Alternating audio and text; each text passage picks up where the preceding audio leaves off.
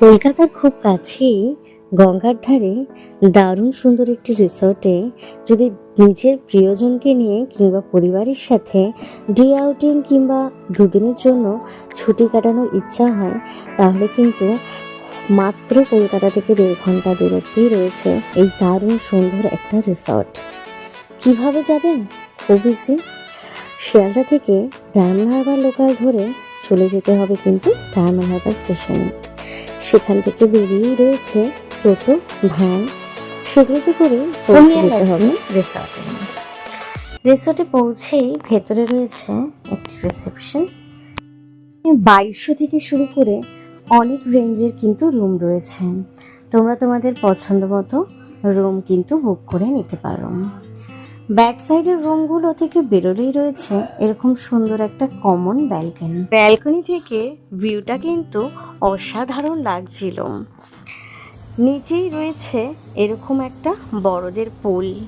পুলের চারিদিকে রয়েছে বিভিন্ন আম গাছ, আর ওই পাশটা রয়েছে বড় একটা গার্ডেন। রিসর্টের বাকি সময়টা এই গার্ডেনে ঘুরে বেড়ালেই সময় কেটে যায়। এই পাশের বড় পুলটার সাথে রয়েছে গঙ্গার ধারে আরও একটি পুল। বেশিরভাগ লোকেরাই এই পুলটায় বেশি আসে, তার কারণ হচ্ছে এখানে স্নান করতে করতে গঙ্গাকে খুব সুন্দরভাবে উপভোগ করা যায়। চারপাশটা খুবই শান্ত, স্নিগ্ধ ও নিরিবিলি। এছাড়াও এখানে রয়েছে এই দারুণ সুন্দর একটি ছাদ, যেখান থেকে সন্ধ্যাবেলায় গঙ্গার আরও অপরূপ সৌন্দর্য দেখতে পাওয়া যায়। সূর্য ডোবার লাল আভার সাথে সাথে গঙ্গার রূপ যেন আরও সুন্দর হয়ে ওঠে। সন্ধ্যাবেলা রিসোর্টের চারিদিকটা দারুণ সুন্দর লাগে।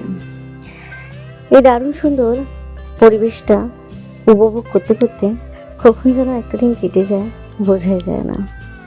রিসোর্টের ব্রেকফাস্ট একদম কমপ্লিমেন্টারি।